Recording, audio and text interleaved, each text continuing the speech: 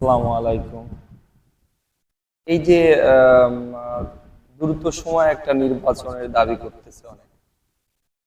তো আমার কথা হচ্ছে, এই যে বৈষম্য বিরোধী ছাত্র আন্দোলনের আহ, এই ছাত্র জনতা মিলে যে এই গণ অভ্যুত্থানের ফলে আজকে দেশে আবার স্বাধীনতা ফিরে আহ, পেয়েছে মানুষ।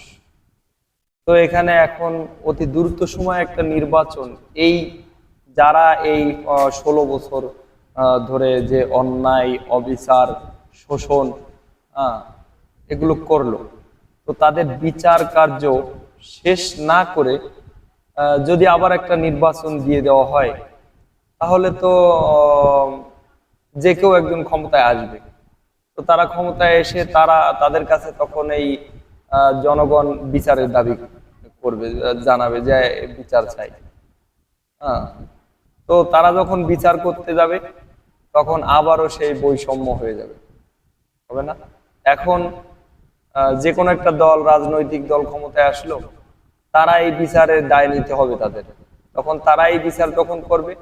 পরবর্তী প্রজন্ম যখন আবার এই দলটা আবার ঘুরে আসবে, তখন আবার তাদের উপর ওই ধরপাকড়ের রাজনীতি শুরু হয়ে যাবে।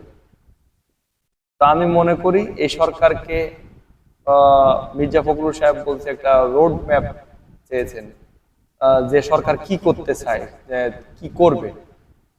তো এরকম একটা রোড ম্যাপ আসলে সরকারের করা উচিত। তাতে প্রথম স্টেপে থাকা দরকার আছে যে এই যে 16 বছরের যে শোষণ, যে অত্যাচার নিপীড়ন মানুষের উপর হয়েছে, আলেম ওলামাদের উপর নির্যাতন হয়েছে, নির্যাতনের শিকার হয়েছে তারা, গুম খুন, আর এগুলোর বিচার কার্য শেষ করতে হবে অবশ্যই।